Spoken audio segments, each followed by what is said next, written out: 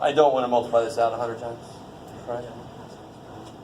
So the chain rule says, what's the outside function here? Something to the 100th power. How do you take its derivative? Right? This is the inside function for damn sure. No question about that. How do I take the derivative of something to the 100th power? The 100 comes down, times the thing, and now the power is 99. So see, that part hasn't changed. And to be really, really honest, neither has the next part. This will be times. That's why we call it chain rule, because I'm going to link it to the derivative of the inside. So we just write the rule, and then I'll write.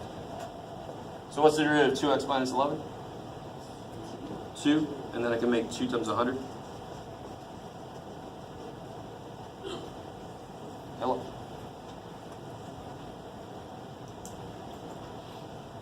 Yeah. Okay. So let's see, let's do another one, and then I'll give you this handout.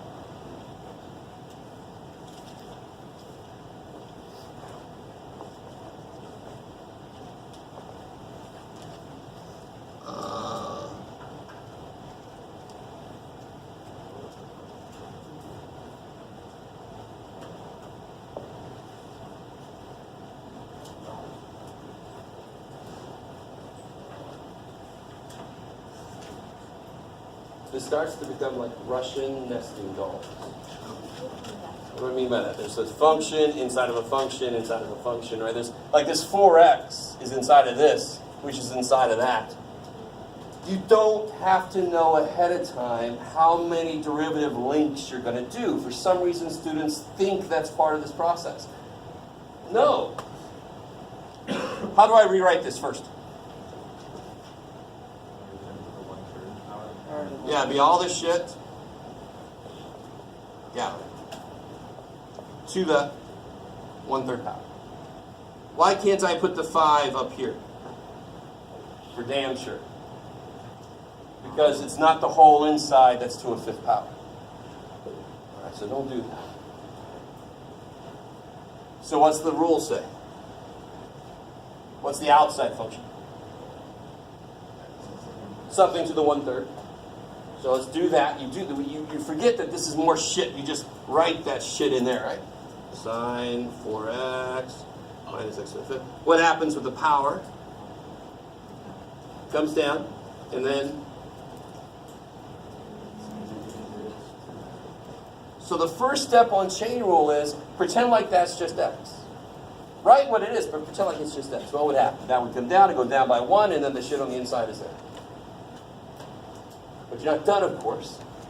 Times the derivative of the inside. Here's what's going to save you. For some reason, people try to think ahead and keep going. That's when you say, when do I stop? No, you stop right now. Don't do this derivative yet. Do it on the next step. Do you guys understand what I'm saying?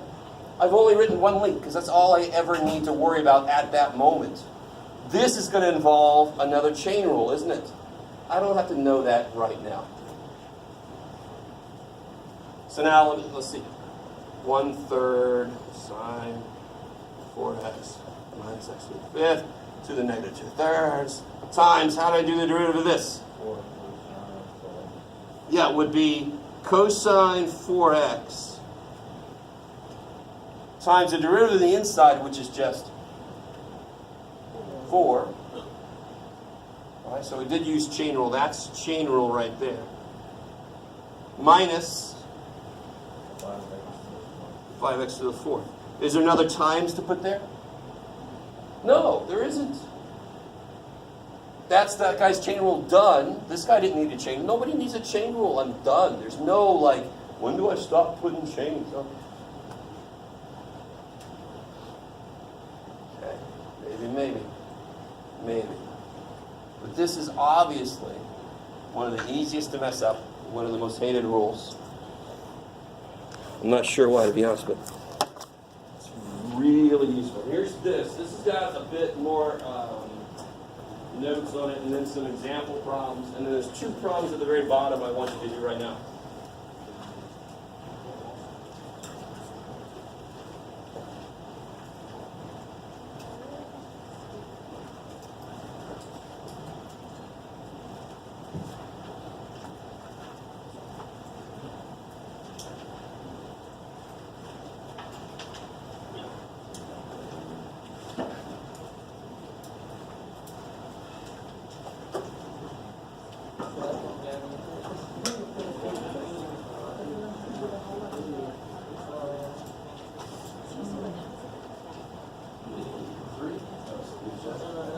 Don't worry, I'll get you guys.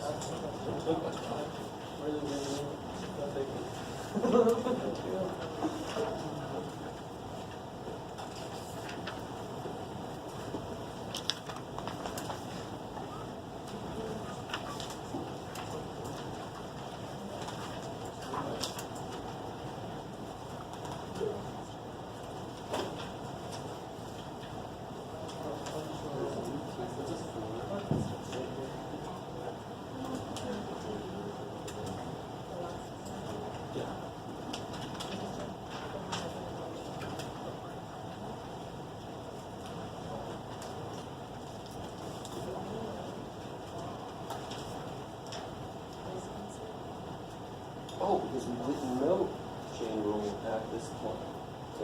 We didn't know chain rule right here. That's the only way you could do it. We didn't know chain rule. But now you can kind of go back and see chain rule would have made that easier. Yeah, because the 2 would have come down. Times that to the first. Times 3. So that's 2 times 3 is 6 times 3 is 18. There's the 18. Yeah. Be really careful. Being behind at home